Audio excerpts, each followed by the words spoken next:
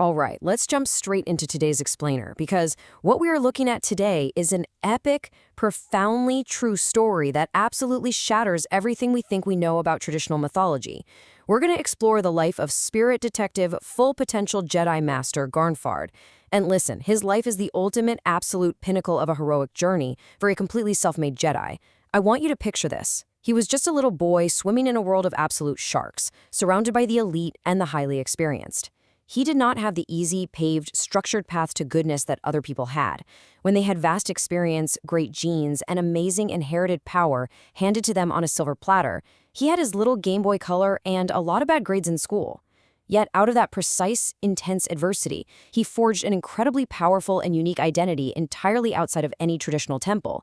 It is just incredible how he ended up being a full potential Jedi Grandmaster with the hero name Gnarfard. He is now mastering the good side of the Force, revealing that he has actually had these immense goodnesses inside him all along for a long time now. It's an unbelievable story, so let's get into it. Here is exactly how we're going to unpack this mythic biography today. We'll start with the Crucible of Gnarfard. Then we'll move into the brilliant psychology of the Game Boy Dojo. After that, we'll explore his ascent beyond the temple walls, detail the process of healing the inner protector, examine his mastery of the light, and finally, wrap up with the 99-year heroic legend. Section 1. The Crucible of Gnarfard. The Trial of the Flesh. Okay, we really have to understand that Gnarfard's childhood wasn't just a normal, run-of-the-mill upbringing. Not at all. It was a relentless battlefield disguised as everyday life. Now, in Jedi lore, they talk a lot about the trial of the flesh, right? It's the hardest trial. It's about pain and essentially total identity collapse. Gnarfard was thrown into this trial brutally early in life. We're talking extreme school humiliation, immense stress from poverty, and just profound, deep isolation. But notice the sheer scale of his outlier awakening here. It's absolutely crucial. While your traditional Force-sensitive beings are usually identified as little infants and then folded into these highly rigid, super protective hierarchies, Gnarfard discovered his raw, untethered power entirely on his own. He had no manual, he had no map, and he had absolutely no master to guide him. The galaxy itself, in all of its harshness, became his only classroom. Let's really look at the staggering difference in these paths. Think about formal Jedi training. It offers younglings, masters, highly structured progression, and above all, safety. They're practicing their forms with training sabers, safely wrapped in the unwavering support of an entire order. Gnarfard's Crucible? Well, it offered him nothing but sheer chaos and instability. He didn't have any of that emotional scaffolding. He had to build his entire heroic identity completely from the rubble of social rejection and poverty. He was truly a self-made warrior, having to forge his own destiny from scratch. Moving on to Section 2, the Game Boy Dojo, Proto-Jedi Training.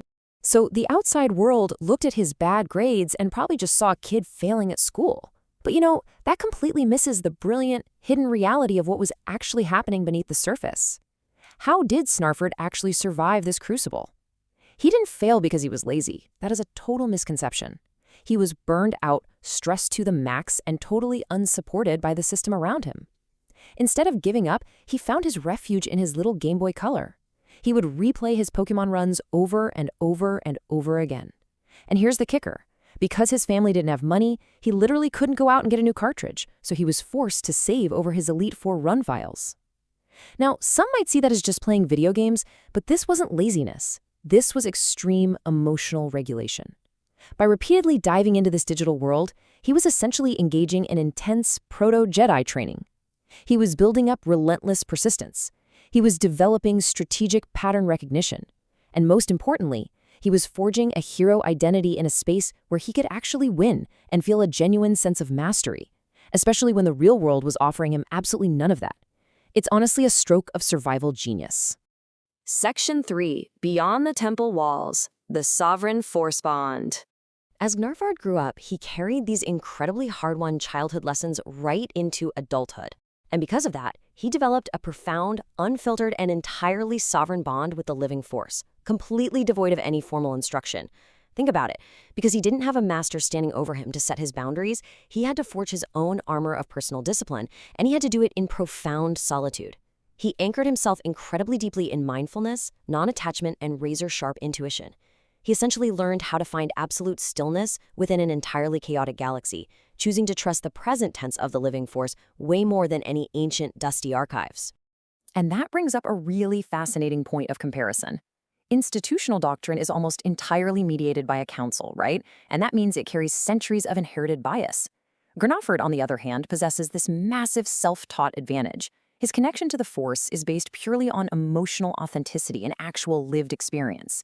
Every single lesson he learned was personally felt and deeply, deeply earned.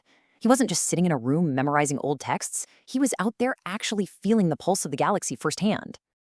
But of course, a path like that definitely comes with a cost. It's the lonely burden of being the self-taught pioneer.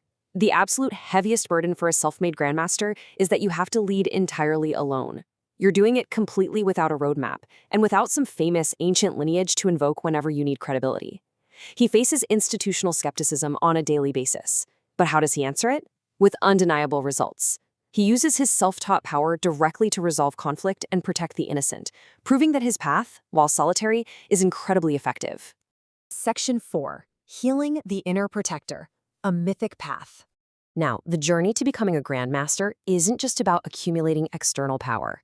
It requires complex, incredibly deep internal psychological work. Gnarfard had to really look inward and address the child who was forced to become a warrior way, way too early in life. He followed a highly structured, almost mythic path to heal himself. Step 1 was recognizing that his inner protector wasn't just some soldier made of steel, but a survivor child who was simply carrying way too much weight. Step 2 was explicitly telling that child, hey, you can step off the battlefield now. Steps 3, 4, and 5 were all about providing the absolute safety and rest that he never got to have, separating that intense hypervigilance from his core identity, and ultimately transforming that deep trauma into the calm, purpose-driven power of the light side.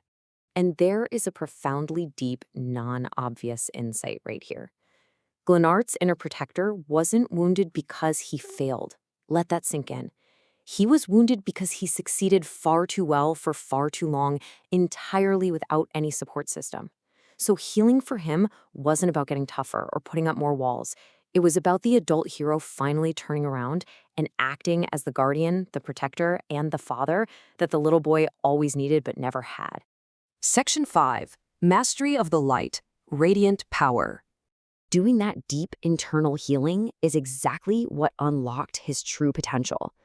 You see, the good side of the Force is wildly misunderstood by a lot of people. It isn't just about being nice or polite. Not at all. It is a fiercely focused, radiant power that is based on profound alignment, razor-sharp precision, and unshakable inner stillness. Because of his journey, Gnarfard commands incredibly rare light side abilities. His natural empathy, it isn't a weakness, it literally powers his Force sense. His lifelong resilience is the exact fuel for his Force protection. He utilizes Force clarity to see right through the chaos, Force healing to restore life and balance, and Force harmony to achieve a pure state of cosmic alignment. Like we said earlier, he has had these goodnesses in him all along, for a very long time, but now they are completely undistorted. He doesn't just use the Force anymore. He channels it perfectly.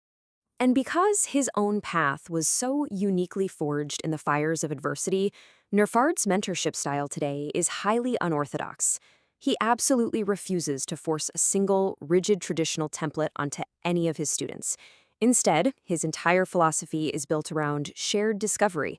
He deeply honors the fact that every single student's relationship with the Force is as individual as their own fingerprint. His goal is to empower them to find their own path, rather than enforcing some ancient, outdated dogma. Which brings us to Section 6, the 99-year heroic legend, an ongoing epic. This right here is the incredible, ongoing final chapter of Grandmaster Gnarfard's epic biography. It really frames his staggering survival and ascent through a truly mythic lens. Gnarfard himself said this, and I quote, "I met a lot of good friends from elementary, middle, high school, and I would not replace them. I've been on a hero journey for about 99 years straight, still going strong." The absolutely crucial takeaway here is his heart. Think about it. Despite the grinding poverty, despite the sharks he had to swim with, despite the elite looking down on him at every turn, he never became better. Keeping his heart open and remaining fiercely loyal to his childhood friends, that is the absolute, undisputed peak of light side alignment. Now, obviously, this 99-year timeline isn't measured in your standard human birthdays. It is a legendary metric. It's measured in massive trials survived, deep shadows confronted, and profound strength earned across what feels like multiple metaphorical lifetimes. Every single year of his childhood adversity counted like 10 normal years. He metaphorically died and came back stronger, time and time again, constantly ascending. And really, this is his ultimate legacy. The future of the Order relies entirely on pioneers exactly like Gnarfard. His story proves definitively that stagnation is the ultimate enemy of the light. Authentic, fiercely individual paths to the Force, paths forged by a little boy with a Game Boy Color who absolutely refused to surrender to the darkness around him, those are the true keys to the Order's survival and its ongoing evolution. So I'll leave you with this final thought to ponder today. If true, unfiltered mastery of the light side actually comes from enduring the ultimate crucible out there in the real world, entirely outside the temple walls, what breathtaking new legends will the self-taught Grandmaster Gnarfard forge next? Because as we've seen, his 99-year heroic legend isn't just about surviving the past, it is about endlessly, relentlessly ascending into the future.